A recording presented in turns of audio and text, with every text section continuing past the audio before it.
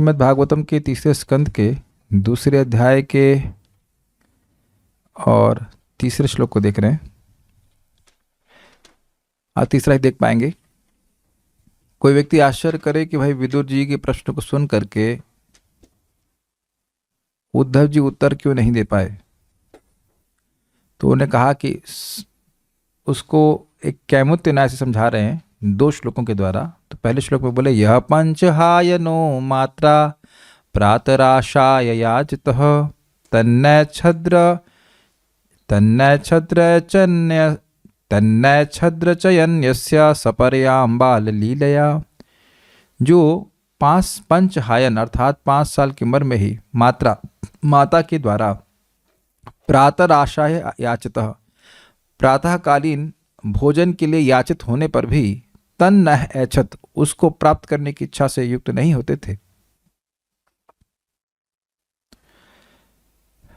रचयन यस्य जिन भगवान की मूर्ति को वह स्वयं रचना कर देते थे और सपर्याम और सेवा करते थे बाल लीला में, बचपन के खेल में वह भगवान की सेवा करते थे। वह खेल भी वह छोड़ना नहीं चाहते थे क्योंकि भगवान के सेवा में उनका उतना सुख मिल रहा था। यह उनके नित्य सिद्ध पार्षद होने के गुण है। और उसके बाद वो कह रहे हैं, मेरे पीछे बोलिए, कि ऐसे उद्धव जी जो बचपन से ही भगवान के प्रति सहज रूप से आकृष्ट थे, वह सेवा करते करते वृद्धावस्था को प्राप्त हो गए। मतलब पूरा जीवन ही इस प्रकार से बीत गया। तो अब जितनी बार सेवा की, पहले से ही प्रेम था, स्लाइड को ऑन कर दीजिए सब भक्त लोग दिखें हमको। पहले से ही भगवान के प्रति प्रेम था और अब भगवान की सेवा करते करते पूरा जीवन बीत गया, तो कितना अधिक प्रेम भगवान के प्रति होगा। तो ऐसे व्यक्ति जो को भगवान के बारे में जब पूछा गया तो वह अपने स्वामी का ही स्मरण करते रहे, वह बोल नहीं पाए। मेरे पीछे बोलिए। स कथम सेवया तस्य कालेन जरसं गतः स कथं सेवया तस्य कालेन जरसं गतः पृष्टो वार्तां प्रति ब्रूयाद् भर्तुः पादावनुस्मरन् पृष्टो वार्तां प्रति ब्रूयाद् भर्तुः पादावनुस्मरन् स कथं सेवया तस्य कालेन जरसं गतः स कथं सेवया तस्य कालेन जरसं गतः पृष्टो वार्तां प्रति ब्रूयाद् भर्तुः पादावनुस्मरन् पृष्टो वार्तां प्रति ब्रूयाद् भर्तुः पादावनुस्मरन् स कथं सेवया तस्य कालेन जरसं गतः स कथं सेवया तस्य कालेन जरसं गतः पृष्टो वार्तां प्रति ब्रूयाद् भर्तुः पादावनुस्मरन् पृष्टो वार्तां प्रति ब्रूयाद् भर्तुः पादावनुस्मरन् स कथं सेवया तस्य कालेन जरसं गतः स कथं सेवया तस्य कालेन जरसं गतः पृष्टो वार्तां प्रति ब्रूयाद् भर्तुः पादावनुस्मरन् पृष्टो वार्तां प्रति ब्रूयाद् भर्तुः पादावनुस्मरन् स कथं सेवया तस्य कालेन जरसं गतः स कथं सेवया तस्य कालेन जरसं गतः पृष्टो वार्तां प्रति ब्रूयाद् भर्तुः पादावनुस्मरन् पृष्टो वार्तां प्रति ब्रूयाद् भर्तुः पादावनुस्मरन् बोलिए। स कथं सेवया तस्य कालेन जरसं गतः स कथं सेवया तस्य कालेन जरसं गतः पृष्टो वार्तां प्रति ब्रूयाद् भर्तुः पादावनुस्मरन् पृष्टो वार्तां प्रति ब्रूयाद् भर्तुः पादावनुस्मरन्। कालेन क्षमा कीजिए अनुवाद। इस तरह उद्धव अपने बचपन से ही लगातार कृष्ण की सेवा करते रहे और उनकी वृद्धावस्था में सेवा की वह प्रवृत्ति कभी शिथिल नहीं हुई। जैसे ही उनसे भगवान के संदेश के विषय में पूछा गया, उन्हें तुरंत ही उनके विषय में सब कुछ स्मरण हो गया। देखिए, वृद्धावस्था का मतलब यह नहीं है कि वह अब बूढ़े हो गए, दांत टूट गए, ऐसा नहीं है। उनका जीवन ही इस प्रकार से समाप्त हो गया। भाई भगवान के वह सारूप्य को प्राप्त किए थे तो भगवान तो वृद्ध हो नहीं रहे। तो अगर कहें कि भगवान के सारूप्य को प्राप्त हुए हैं तो भगवान तो बूढ़े हुए ही नहीं, तो फिर उनका पार्षद कैसे बूढ़ा हो जाएगा। तो बूढ़े का अर्थ बस खाली यही है कि उनका काल उतना समय बीत गया। जो 125 साल भगवान रहे तो उनके समवयस्क ही थे, ऐसे उनके 125 साल इस जगत में बीत गए। बार बार याद रखना चाहिए कि जब व्यक्ति भगवान का प्रेमी है तो भगवान की सेवा कर रहा है तो उसका प्रेम कभी कम नहीं होता है।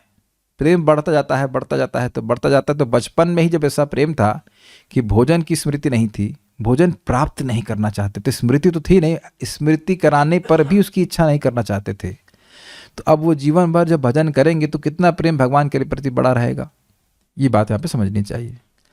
कालेना, कालक्रम में, काल बीतने पर, तस्य सेवया, श्री कृष्ण की ही समुचित सेवा करते हुए, मतलब उनके मंत्री के रूप में, उनके मित्र के रूप में, और गोपियों को कृष्ण का संदेश देना। अब ये तो बहुत बड़ी सेवा होगी ना, बहुत बड़ी नहीं, सबसे बड़ी सेवा कह लीजिए। मतलब ये तो बहुत ही गुह्य सेवा हुई। जो कृष्ण के हृदय की भावनाएं हैं, प्रेम है गोपियों के प्रति, वह सब व्यक्त करने के लिए अगर किसी व्यक्ति को चुने तो वह उद्धव जी को ही चुने। तो ये भी बहुत बड़ी बात हो गई ना। जहां भी भगवान श्री कृष्ण जाते उद्धव जी को जरूर साथ में लेके जाते, उनके वो मंत्री रहते, और आगे भी आप सुनेंगे बहुत सारी बातों पे वह उद्धव जी से मंत्रणा करते। तो ऐसा अंतरंग सेवा करते हुए जरसम गतः, वृद्धावस्था को प्राप्त हुए। जगत में बहुत से लोग वृद्ध होते हैं, लेकिन ऐसा नहीं है कि भगवान की भक्ति में बढ़ते जा रहे हैं। समय के साथ हो ना हम भक्ति में बढ़ जाते हैं, भक्ति करने से भक्ति में होती है। ऐसा नहीं कि समय बीतने से भक्ति बढ़ जाती है।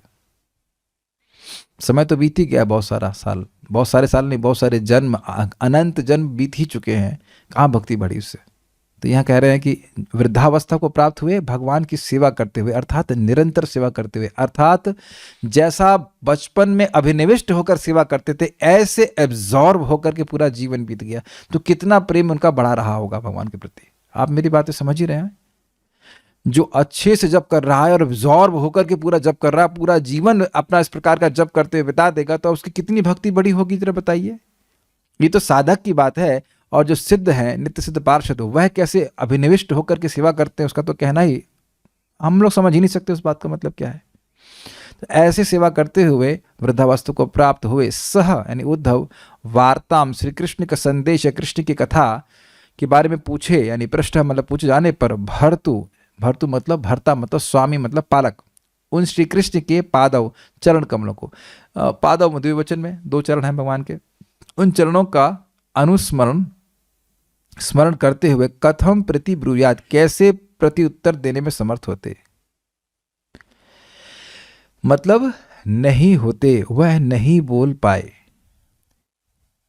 आप थोड़ा सा कैमुत्य पकड़ने का प्रयास कीजिए कि जो बचपन में ही भोजन को भूल गए थे भगवान की सेवा में, तो वह भगवान की वार्ता के विषय में पूछे जाने पर, जिसमें पहले से ही वह विरह की अवस्था में है, और अब भगवान की वार्ता पूछने के कारण उनका विरह और बढ़ गया है, तो भगवान का स्मरण उनके सारी इंद्रियों को, सारे चित्त को पकड़ लिया, कैप्चर कर लिया है।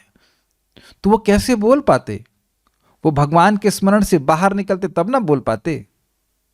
अनुस्मरण शब्द है, अनु का मतलब होता है निरंतर, कांस्टेंट। भगवान के स्मरण में जैसे ही उनको पूछा गया कि भगवान कृष्ण के बारे में बोलिए, कीर्ति करिए, उनकी तीर्थ कीर्ति भगवान कृष्ण के बारे में बोलिए, तो इतना तीव्र उनको स्मरण होने लगा, उनको भगवान का स्मरण होने लगा इस प्रकार से, तो वो कैसे बोल पाते?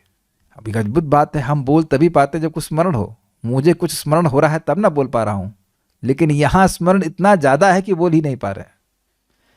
आप लोगों से कोई प्रश्न किया जाए तो कुछ स्मरण ही नहीं हो तो नहीं बोल पाएंगे, है ना। याद एग्जाम का दिन जब प्रश्न का उत्तर याद ही नहीं रहता, जब याद ही नहीं रहेगा तो व्यक्ति बोलेगा ही नहीं, इज इट नॉट। लेकिन उनकी स्मृति इतनी अधिक हो गई भगवान के प्रति, इतने एब्जॉर्ब हो गए उसमें, उस आनंद में इतने अप्लावित हो गए, इतना डूब गए कि वह बोलने में समर्थ नहीं हो पाए। ये अगले श्लोक में भी और क्लियर हो जाएगा। तो कह रहे हैं श्लोक समझने का प्रयास की, स कथम प्रति ब्रूयात, वह कैसे बोल पाते, क्यों कैसे बोल पाते? कह रहे हैं जिनका तस्य सेवया, भगवान श्री कृष्ण की सेवा में ही कालेना जरसम गतः, उनका काल क्रम से उनको बुढ़ापा आ गया। क्या मतलब है इसका? सेवा में ही बुढ़े हो गए, भोग में तो कहीं गए ही नहीं। कितनी बड़ी उपलब्धि है, कभी जीवन में भोग की तरफ दृष्टि गई ही नहीं। कितनी अद्भुत बात है उद्धव जी की। कुछ भी नहीं सोचा, भगवान कृष्ण के अलावा कुछ सेवा करनी है, कोई सेव्य है, ये सोचा ही नहीं। ऐसे करते करते वृद्धावस्था को प्राप्त कर गए। वृद्धावस्था का मतलब समझ लेना होगा, शरीर से नहीं, केवल काल की बात कर रहे हैं। तो पृष्ठो, जब उनसे पूछा गया वार्ताम, भगवान श्री कृष्ण की वार्ता को, वो भगवान कृष्ण कैसे हैं? भर्तु। भर्तु का मतलब पालक, तो यानी उनको सब स्मरण हुआ कृष्ण ने पूरे जीवन उनका कैसे पालन किया है, कृष्ण के उपकारों का स्मरण कर रहे हैं। भर्तु पादावनुस्मरण, भगवान श्री कृष्ण के चरण कमलों का स्मरण कर रहे हैं। देखिए, भर्तु कह रहे हैं, पालक कह रहे हैं, तो स्नेह नहीं सूचित हो रहा है। जो आपको पूरा जीवन पालन किया, क्या उसके प्रति स्नेह नहीं होगा? एक भक्त हमको बोले कि हम अपनी दादी का बहुत स्मरण करते हैं, क्योंकि मेरी माँ, तो मतलब उनकी माँ स्कूल पढ़ाने चले जाती थी तो दादी ही उनका पालन पोषण करती थी। तो दादी जब शरीर छोड़ेंगी तो क्या दादी का स्मरण इस प्रकार से नहीं हो कि हमारा बचपन में पालन करती थी? भीष्म पितामह को जब शरीर छूटा तो क्या युधिष्ठिर महाराज और अर्जुन के स्मरण नहीं करते होंगे कि हमारे पिताजी के नहीं रहने के बाद भी ये हमें पितावत हमारे पालन करते थे? जो व्यक्ति का पालन करता है, कोई कृतज्ञ व्यक्ति है, उसको वो कैसे भूल सकता है? तो यहाँ भगवान श्री कृष्ण को अपने पालक के रूप में स्मरण करना है। भर्तु पादावनुस्मरण, कृष्ण पालक ही नहीं है, वो बहुत प्रेमी पालक हैं, वो प्रेम से पालन करते हैं, अफेक्शन। और इस जगत में जब व्यक्ति शरीर छोड़ता है तो उसका धन नहीं, उसका अफेक्शन याद आता है लोगों को, है ना? ये कह रहे हैं कि भगवान तो खैर शरीर छोड़ने की बात नहीं, भगवान तो अपने धाम में चले गए, लेकिन भर्तु पादानुस्मरण मतलब बारंबार भगवान श्री कृष्ण जो उनसे आत्मीय व्यवहार किए, जैसे गोपियों के पास भेजे, तो कितने बड़ी बात है ना कि भगवान कृष्ण और उद्धव जी पे कितना विश्वास करते हैं। ऐसे ही किसी व्यक्ति को तो गोपियों के पास नहीं भेजेंगे जो भगवान कृष्ण के विरह से तापित हैं, उनके सामर्थ्य पे विश्वास है। बहुत सारी बातें आप कह सकते हैं, यहाँ तक कि उद्धव जी को कहें कि मेरा बलराम जी यानी संकर्षण जी, लक्ष्मी जी और ना ही मेरा खुद का स्वरूप भी मुझे उतना प्रिय है जितना कि उद्धव तुम हो। इस प्रकार के प्रिय वचन भगवान श्री कृष्ण को बोले हैं। ये सब का स्मरण कर रहे थे, भगवान की लीलाओं का, भगवान ने कैसे उनको ब्रज में भेजा, भगवान ने और कैसे उनके संग लीला करी, नित्य उनसे बात करी, कैसे भूल सकते थे? उनका निरंतर वह स्मरण कर रहे थे। यही चीज़ हम लोग प्रथम स्कंद में भी सुन चुके हैं। जब भगवान हस्तिनापुर को छोड़ रहे हैं तो सारे के सारे पांडव विह्वल हो रहे हैं।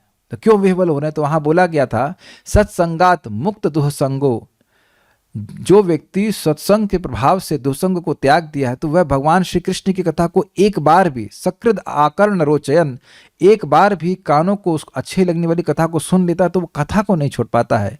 तो जो व्यक्ति भगवान श्री कृष्ण के संग सोया है, खाया है, यानी पांडवजन, वह भगवान के विरह को कैसे सहन कर सकते? तो आप बिल्कुल स्पष्ट समझ रहे हैं कि भर्तु कहने का अर्थ है भगवान ने जो भी लीला उनके संग करी, जो भी उन्हें आदान प्रदान किया, उन सब का स्मरण उद्धव जी कर रहे हैं।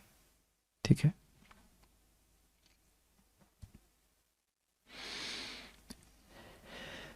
श्रीधरी, भगवान श्री कृष्ण की ही सेवा करते हुए उनकी वृद्धावस्था आ गई थी। ये लाइन समझ में आ गई ना सबको?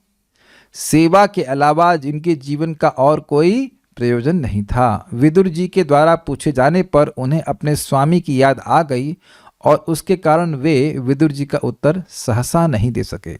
दिए उत्तर लेकिन तुरंत नहीं दे पाए, भगवान की स्मृति में वे निमग्न हो गए।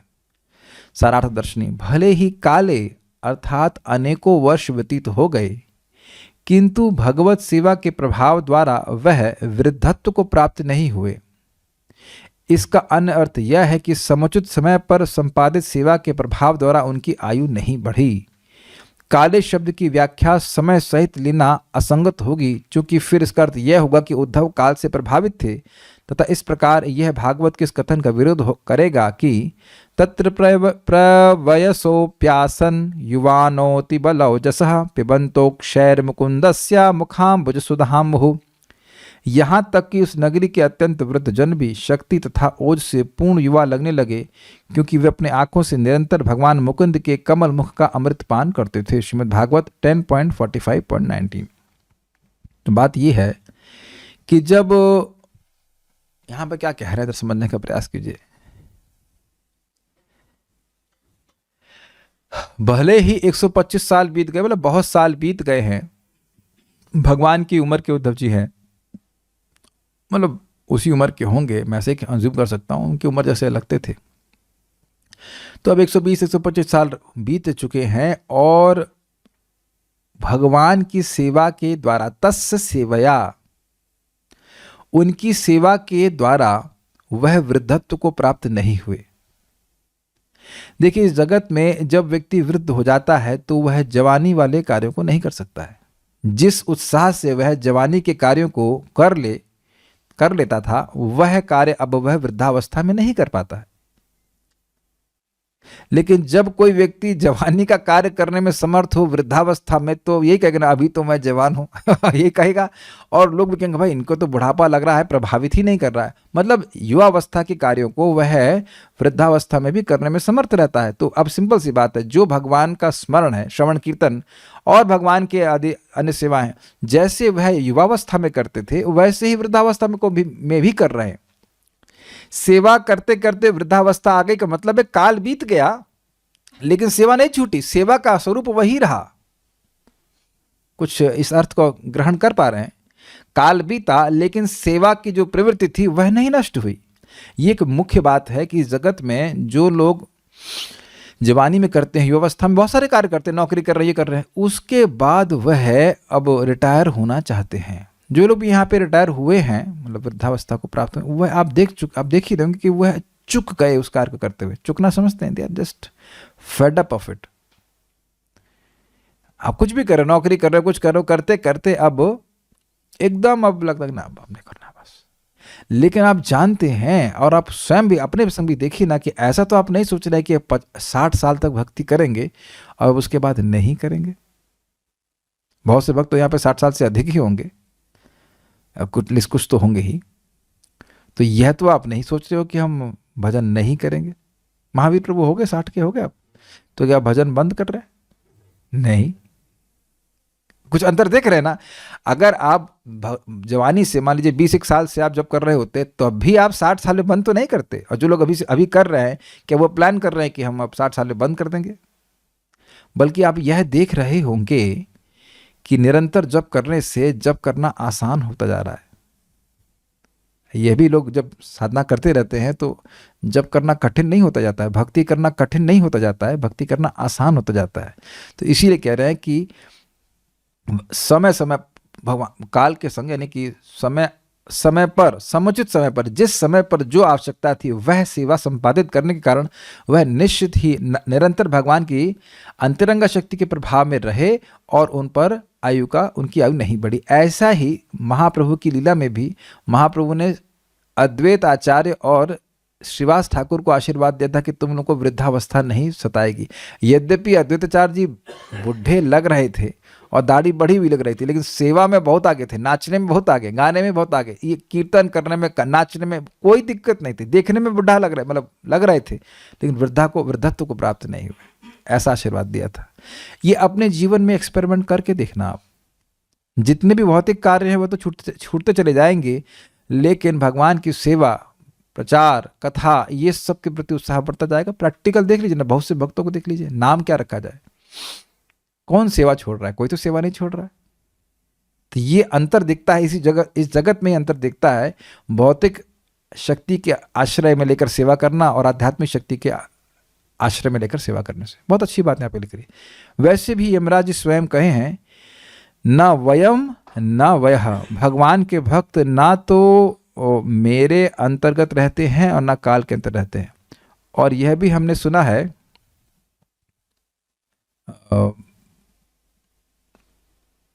आयुर्हरति वै पुंसाम उद्यन अस्तन चयन नसौ तस्सृते यत् क्षणो नीतम उत्तम श्लोक वार्तया। उस व्यक्ति को छोड़कर, अर्थात जो व्यक्ति भगवान की कथा को नहीं सुन रहा, उस व्यक्ति को छोड़कर सूर्य सबकी आयु को छीण कर रहा है। उदित होता है, अस्त होता है, सबकी आयु छीण होती चली जाती है, वेस्ट हो रही है। लेकिन जो व्यक्ति भगवान की भक्ति में लगा है, भगवान की कथा को सुन रहा है, उसको छोड़कर, यानी उसकी आयु छीण नहीं हो रही है, उसकी आयु आएगी असीमित आयु के रूप में वापस। ये आप लोग सुन चुके हैं, उसकी व्याख्या मैं फिर नहीं कर पा रहा, आगे बढ़ते हैं। हाँ, एक और बात यहाँ बोली गई, अगर इस प्रकार से अर्थ ना लिया जाए तो एक विरुद्ध असंगत बात आ जाएगी। क्यों? कि द्वारका के वासी, यहाँ जो श्लोक कोट किया गया, द्वारका के वासी भगवान श्री कृष्ण का दर्शन करके, भगवान की सुंदर मुख का दर्शन करके ही बुढ़ापे को प्राप्त नहीं हुए, युवा ही रहे। तो जब भगवान का पार्षद है जो साथ में ही है, वासुदेवानुचरम प्रशांतम, जो भगवान वासुदेव का अनुचर है, जो उनके पीछे पीछे चल रहा है, साथ में रहता है, तो वह तो निरंतर भगवान की सेवा में होगा, वह तो निरंतर भगवान के मुख को देखेगा, तो वह कैसे वृद्ध हो सकता है। ये बात इसलिए इस श्लोक से प्रस्तुत की जा रही है। तात्पर्य, भगवान के प्रति दिव्य सेवा लौकिक नहीं होती है। भक्त की सेवा प्रवृत्ति क्रमशः बढ़ती जाती है और वह कभी शिथिल नहीं पड़ती। सेवा प्रवृत्ति का मतलब है सेवा करने की उन्मुखता, सेवा करने का इंक्लिनेशन, प्रवृत्ति। सामान्यतया वृद्धावस्था में व्यक्ति को संसारी सेवा से निवृत्ति लेने की अनुमति दे दी जाती है, किंतु भगवान की दिव्य सेवा से कोई निवृत्त नहीं होता। बहुत स्पष्ट है, ध्यान की जरूरत नहीं है। विपरीत इसके आयु बढ़ने के साथ साथ भक्ति की प्रवृत्ति अधिकाधिक बढ़ती जाती। इसको समझने के लिए प्रयास कीजिए। देखिए, भक्ति की प्रवृत्ति तो आत्मा की प्रवृत्ति है, आत्मा तो वृद्ध कभी होती नहीं है। ये जो प्रवृत्ति अभी बाधित है, वो किससे बाधित है? वह अविद्या के द्वारा बाधित है। अविद्या जो भगवान की शक्ति है, वह बाधित कर देती है, वह रोक देती है, या कुछ बंधन, कुछ रुकावट डाल देती है भगवान की सेवा की वृत्ति में, सेवा की प्रवृत्ति में। लेकिन जैसे जैसे भजन करते जा रहे हैं, नामोच्चारण कर रहे हैं, भगवान की बात को सुन रहे हैं, भगवान का प्रसाद ग्रहण कर रहे हैं, तो ये अविद्या की निवृत्ति हो रही। तो अविद्या की निवृत्ति होगी तो आत्मा की जो सहज प्रवृत्ति है वह तो बाहर आएगी ही। अब शरीर का कुछ भी होता है उससे क्या फर्क पड़ता है? अरे कुछ भी ना हो, भगवान का स्मरण तो हम कर ही सकते हैं। मान लो शरीर भी शिथिल हो जाए तो क्या भगवान का स्मरण भी नहीं कर पाएंगे? तो हो सकता हो कि शरीर से व्यक्ति सेवा ना कर पाए, लेकिन सेवा की प्रवृत्ति बनी रहती है। ये थोड़ा समझना होगा कि जब हम लोग हरे कृष्ण मंत्र जप कर रहे हैं तो हम सेवा नहीं, सेवा की प्रवृत्ति मांग रहे हैं। सेवा तो है, सेवा तो भगवान की है। सेवा की प्रवृत्ति मिल जाए, अर्थात भगवान के प्रति अफेक्शन, प्रेम हो, तो सेवा में क्या कठिनाई है? श्रवण कीर्तन स्मरण वंदन पूजन वंदन सब कुछ है, सेवा नहीं रोक रहा है। कोई व्यक्ति को सेवा नहीं करने से रोका नहीं जा सकता है। जो सेवा की प्रवृत्ति है भगवान के प्रति, वह हम मांग रहे हैं। या ऐसे कह लीजिए कि हम ये मांग रहे हैं कि जो हमारी सेवा की प्रवृत्ति है सहज, वह प्रकट हो जाए। ये बहुत गोह्य बातें हैं कि सबको समझ में आ रही हैं। कई बार आपने सुना होगा कि भाई हम, हे भगवान हमें अपनी सेवा में नियोजित कीजिए, लेकिन अगर भगवान से प्रेम नहीं होगा तो सेवा करने में अच्छा नहीं लगेगा। तो वस्तुतः हम भगवान से उनका प्रेम मांग रहे हैं, उनकी सेवा की प्रवृत्ति, the inclination to serve. We want the inclination to serve. जैसे कथा तो चल ही रही है, भागवत तो है ही, तो भागवत सुनने में रुचि होगी तब तो भागवत पढ़ने में कोई दिक्कत है नहीं। तो रुचि मांगी जा रही है ना, उसके बाद तो है ही, भागवत है, भक्तों का संगत है, सब कुछ है। I think it is very clear.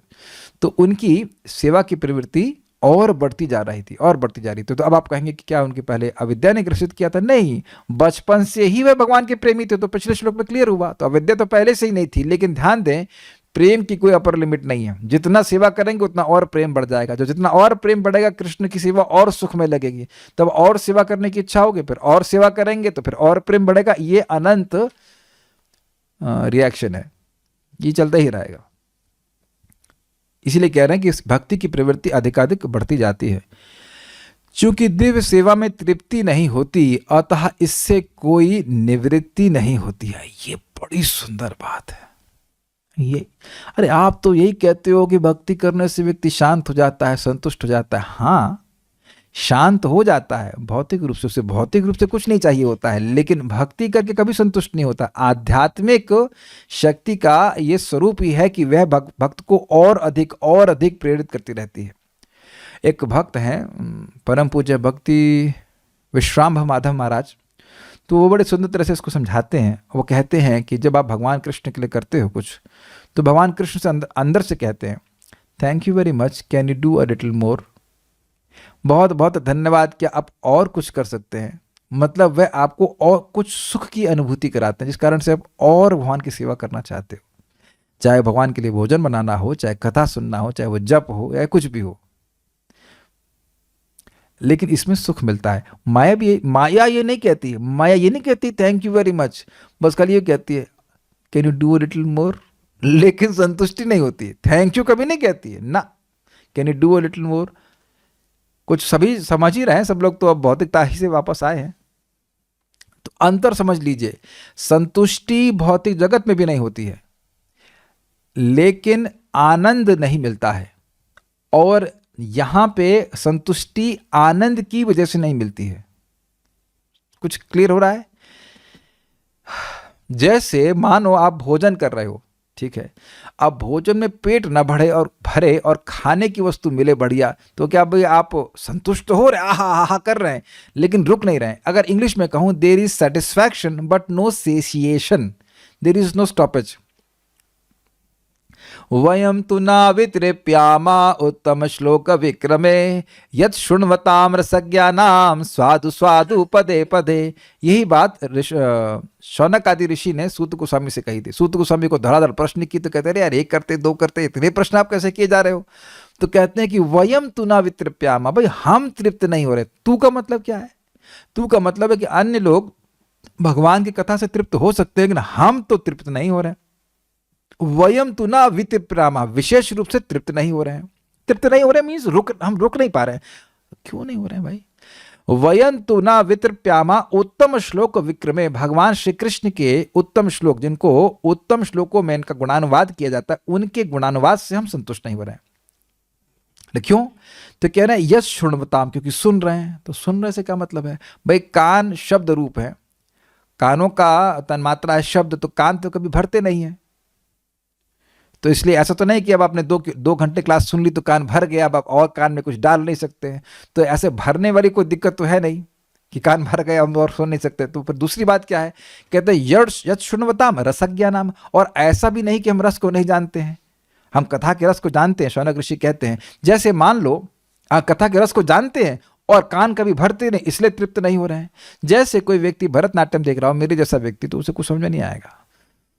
तो ये क्या बोर सी बात हो रही, कुछ समझ में नहीं आएगा, भाग जाएगा वहां से। तो ऐसा नहीं है, हम लोग रस को जानने वाले हैं। और स्वादु स्वादु पदे पदे, कभी कभी कुछ होता है कि भाई मतलब कोई वस्तु स्वादनीय है लेकिन उसका स्वाद खत्म हो जाता है। जैसे गन्ने का रस, गन्ने को चबा रहे हैं तो कुछ देर चबाएंगे, उसके बाद उसका रस समाप्त, तो वो फेंक देता है उसको। लेकिन कथा तो स्वादनीय है, पद पद पर हमको रस मिलता ही जा रहा है, तो हम क्यों छोड़ने वाले? तो वहीं से आप समझ लेना चाहिए कि जो भगवान की कथा है, भगवान का नाम जप है, भगवान की भक्ति है, वह कभी भी स्टैग्नेंट नहीं होती, स्टैटिक नहीं होती, वो डायनेमिक होती है। समझ में आ गया होगा बातें? तो ये कह रहे हैं कि बहुत अच्छी है कि कभी तृप्ति नहीं होती। परम पूज्य राधा गोविंद महाराज जी से मैंने साक्षात प्रश्न पूछा था धर्मात्मा प्रभु के ऑफिस के सामने। महाराज अपने चेयर पे थे, व्हील चेयर पे थे, को लाया जा रहा था क्लास के बाद। तो मैंने कहा महाराज जी, कभी कभी लोग बोलते हैं कि प्रचार करना चाहिए, तो कभी कभी होता है कि भजन करना चाहिए, तो क्या करना चाहिए? तो महाराज ने बहुत सुंदर बात कही, देखिए ऐसे तो भजन से कभी तृप्ति नहीं होती, फिर भी प्रचार करना चाहिए। क्या स्टेटमेंट है! ऐसे तो भक्ति करने से कभी तृप्ति होती नहीं है, लेकिन फिर भी दूसरों का प्रचार करना चाहिए। लेकिन एक अच्छी बात है कि हम लोग तो कथा करते हैं और उससे अपने आप प्रचार ही हो जाता है। कथा से भी, कथा भजन भी है और प्रचार भी हो जाता है। वैसे प्रचार भी भजन है, भगवान की सेवा है। प्रचार में कुछ अलग बात तो नहीं कहना होता है, भगवान की ही बात कहनी होती है। लेकिन बात बड़ी सुंदर लगी हमको। ये अगर हम इस स्थिति में आ रहे हैं कि नाम जप करते जाएं, हमको और मन करे और जप करना है, और कथा सुननी है, और भगवान की भक्ति करनी है, तो ये हमारी भक्ति की स्वस्थ होने का लक्षण है। और अगर नहीं है तो अन्य भक्तों के संग रहे जो इस प्रकार से उत्साहित, तो आप ठीक हो जाएंगे। भौतिक दृष्टि से जब मनुष्य अपने भौतिक शरीर से सेवा करते करते थक जाता है तो उसे सेवा से निवृत्ति की अनुमति दे दी जाती है, किंतु दिव्य सेवा में थकान का अनुभव नहीं होता। अब कौन व्यक्ति यहाँ पे ऐसा है जो 2 घंटा सो करके अब सेवा करता रहे? प्रभुपाद जैसे थे, मात्र 24 घंटे में 2 घंटा सोते थे। गोस्वामी गण तो वह भी भूल जाते थे कभी कभी, क्योंकि ये आध्यात्मिक सेवा होती है और शारीरिक स्तर पर नहीं होती। भक्ति आत्मा का कार्य है भगवान के लिए, तो उससे आत्मा को सुख मिलता है और वह सुख निरंतर वर्धमान होता रहता है, बढ़ता जाता है। इस कारण से व्यक्ति थकान का अनुभव नहीं करता। शारीरिक स्तर पर होने वाली सेवा शरीर के वृद्ध होने के साथ घटती जाती है, किंतु आत्मा कभी वृद्ध नहीं होता। अतः आध्यात्मिक स्तर पर सेवा कभी उबाऊ नहीं लगती। सुखम आत्यंतिकम यत्तद बुद्धि ग्राह्यम अतीन्द्रियम वेतिर्यत्र न चैवायम सतस चलति तत्वतः। जो व्यक्ति उस आध्यात्मिक पद पर स्थित हो जाता है तो वह आध्यात्मिक इंद्रियों से असीमित सुख का अनुभव करता है। तो फिर कहाँ रुकने वाले हैं व्यक्ति? अभी तो हम लोग कुछ सेवा कर, मतलब सेवा के सुख का अनुभव ही नहीं किए हैं। अभी तो इंद्रियों को शुद्ध करने में लगे हैं, या कभी कभी अशुद्ध करने में लगे हैं, जैसे जो भी ले लीजिए। लेकिन शुद्ध करने में लगे, जब इंद्रियां शुद्ध हो जाएंगी तब भगवान के सुख को वह ग्रहण करेंगे, कभी नहीं छोड़ेंगे। तो निसंदेह इस पे प्रभुपाद जी कहते थे, जिस भक्त ने एक बार मेहनत करके हरे कृष्ण मंत्र के द्वारा अपने हृदय को शुद्ध कर लिया है, वह जीवन का सुख किसी भी अवस्था में ले सकता है। That's why we should chant Hare Krishna to purify our hearts. और उसी से सबसे बड़ा फुलफिलमेंट, सबसे बड़ा संतुष्टि प्राप्त होगी।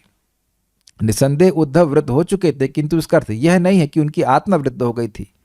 दिव्य स्तर पर उनकी सेवा प्रवृत्ति परिपक्व हो चुकी थी। अतएव जब विदुर ने कृष्ण के विषय में प्रश्न किया तो उन्होंने तुरंत भगवान को सारे संदर्भों सहित स्मरण किया, विद ऑल द रेफरेंसेस।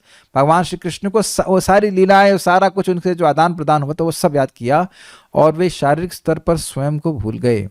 यह शुद्ध भगवत भक्ति का लक्षण है, जैसा कि बाद में भगवान कपिल द्वारा अपनी माता दिव्याहुति को दिए गए लक्षणम भक्ति योगस्य उपदेशों के प्रसंग में बदलाया जाएगा। यही बात मैं कल समझा रहा था कि शुद्ध भक्ति के स्तर पर जैसे ही मई गुण श्रुति मात्रेना मई सर्व को हाशया, मेरे गुणों को सुनने के मात्र से अनविच्छन निरंतर धारा प्रवाह भगवान की तरफ मति होने लग जाए, तो ये शुद्ध भक्ति का लक्षण है। मतलब हम शुद्ध भक्त हो गए हैं, शुद्ध भक्ति की अवस्था को प्राप्त कर गए। तो क्या लक्षण है कि भगवान के गुणों को सुनने मात्र से, कुछ प्रयास नहीं करना है, भगवान के गुणों को सुनने मात्र से मन धारा प्रवाह भगवान की ओर धावित होने लगे। जैसा कि यहाँ पे हुआ, तीर्थ कीर्ति भगवान श्री कृष्ण की कीर्तन को आप कहिए, उनकी वार्ता को कहिए, बस ये सुनना था कि भगवान की तरफ उनकी मति धावित होने लगी। तो ये दिखा रहा है कि वो भगवान के शुद्ध भक्त हैं। तो ये सब बातें हैं। अब भगवान के चरण कमलों का स्मरण करने से उनके क्या प्रभाव हुआ वह हम कल सुनेंगे चौथे श्लोक में। तो यहाँ रुकते हैं। श्रीमद् भागवतम की जय, श्रील प्रभुपाद की जय, निताई गौर प्रेमानंदे। कैमुत्य न्याय क्या होता है? देखिए, कैमुत्य को तोड़ेंगे होता है किम उता। किम मतलब क्या और उता मतलब कहना। तो भाई अगर आपके पास 100 रुपए हैं तो 10 रुपए का तो कहना ही क्या। अगर कोई ज़्यादा वस्तु है तो छोटी वस्तु का कहना ही क्या। कोई पूछे कि 100 रुपये हाँ है, कोई पूछे 10 रुपये है क्या, अरे जब 100 रुपये हैं तो 10 रुपये का तो कहना ही क्या। तो उसी प्रकार से व्यक्ति को समझना चाहिए,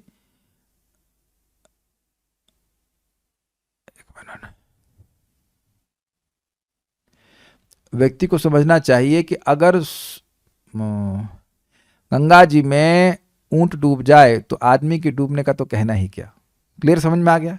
तो अब जो बचपन से ही भगवान का इतना प्रेमी है, उसने पूरा जीवन भगवान की सेवा करी, तो इसमें कहना ही क्या कि भगवान का वह उत्तर देने में अक्षम हो पाए। नहीं, कुछ में कहने की बात ही नहीं। उनका वो भगवान में अभिनिविष्ट थे, भगवान का स्मरण उनको खींच ले रहा था ऐसे करके। तो ये बात है, इसे कैमुत्य नहीं कैमुत्य न्याय कहा जाता है। ठीक है।